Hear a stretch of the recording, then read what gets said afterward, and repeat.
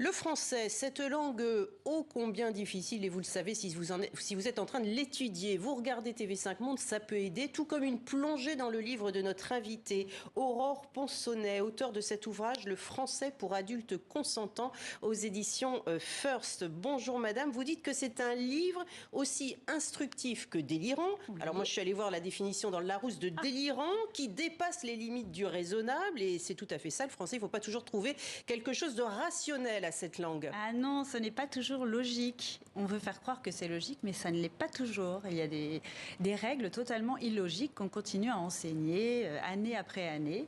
Et comme, je ne sais pas, 80 avec un S, mais 90 sans S à 20. Ou moi j'ai vu aussi jus de fruits avec un S, jus de pomme, comme s'il n'y en avait qu'une, il n'y a pas d'S. Voilà. Donc et là, voilà, moi, je dis, laissez-moi sur le bord de la route, je retiens les Indiens, partez sans moi. Alors, vous dites, en préambule de cette fine étude de la langue française, vous écrivez, page 10, qu'on vous pose souvent la question. Penses-tu que la langue française est en danger? Es-tu favorable à une simplification de l'orthographe? Penses-tu que le niveau de l'orthographe a baissé? Es-tu favorable à la féminisation des noms de métiers? Forcément, on vous pose cette question, et j'ai envie de vous la poser aussi, puisque vous êtes orthophoniste, vous êtes formatrice en langue française, c'est inévitable qu'on vous pose ce genre de questions. Ah oui, et c'est tous les jours et j'y réponds très patiemment. Je réponds à tout le monde et je suis beaucoup sur les réseaux sociaux et j'essaye de répondre à toutes les questions qu'on me pose. Alors certaines m'agacent. Par exemple par exemple, le français est-il en danger? Moi, je n'ai pas l'impression qu'il soit en danger. Il n'y a pas de chiffres et c'est une sensation.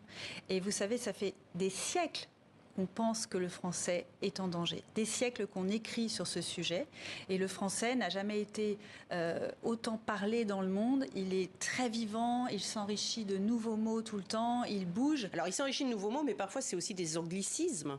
Oui. Alors ça, c'est peut-être de là que vient le danger, et ça fait des années. Moi, j'ai relevé dans votre ouvrage qu'il y a des anglicismes qui passent mieux que d'autres. Alors par exemple, spolier, effectivement, on peut dire divulgacher. Spolier un film, on peut dire divulgacher, ne me divulgage pas le film, la fin du film. Oui. Ou bien coming out, sortie du bois, là c'est plus difficile de dire j'ai fait ma sortie du bois que j'ai fait mon coming out. Il y a quand même des choses qui passent mieux que d'autres. Oui, parce qu'une fois qu'on adopte un mot qui a un sens très particulier, la sortie du bois, c'est pas du tout ce à quoi on pense. On se dit, il a fait une balade et il est sorti, peut-être il a ramassé les champignons. Donc chaque mot a son contexte aussi d'utilisation et parfois le mot est vraiment juste et essayer de le traduire, ça ne fonctionne pas. Divulgacher, j'en parle parce que ce mot-là, je l'ai adopté et on peut l'adopter.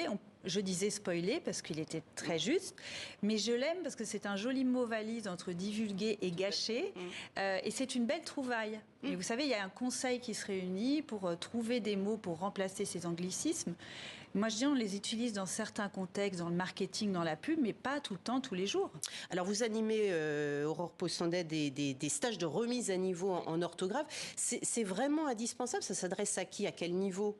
À tous les niveaux. Moi, j'ai formé des gens qui avaient à peine le bac ou d'autres qui avaient un bac plus 10 et qui étaient complexés par leur niveau en orthographe. Et ça vient d'où, toujours.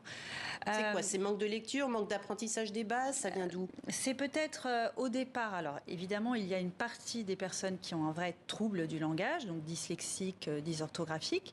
Et puis, certains n'ont pas une très bonne mémoire orthographique. Ils sont très doués dans d'autres domaines et ils ont du mal à retenir toutes les règles et ils traînent ça comme un boulet pendant des années. Parfois, ils ont fait un énorme blocage à l'école. On les a aussi un peu humiliés. Ça, c'est très, Vous avez vous-même souvent participé à la grande dictée qu'il y a eu sur les Champs-Élysées? Non, hélas. Moi, parce que ça a beaucoup plu, plus de 2000 participants. Ah, oui. Mais parce que ça, c'est vraiment... les Français adorent se confronter à des difficultés en orthographe, ça les amuse. Moi, je préfère... La dictée, je la préfère avec tous les outils de correction pour essayer de comprendre pourquoi on a fait des erreurs, essayer de fouiller. Juste la dictée, évidemment, moi qui suis forte en orthographe, ça m'amuse, mais il y en a que ça n'amuse pas. Et, on est très différents face à l'orthographe. Merci beaucoup, en tout cas, Aurore Ponsonnet, d'être venue nous parler de votre livre, Le français pour adultes consentants. Voilà, ça va intéresser tous nos téléspectateurs qui parlent le français, mais qui ne sont pas forcément francophones, mais en tout cas francophiles. Merci beaucoup.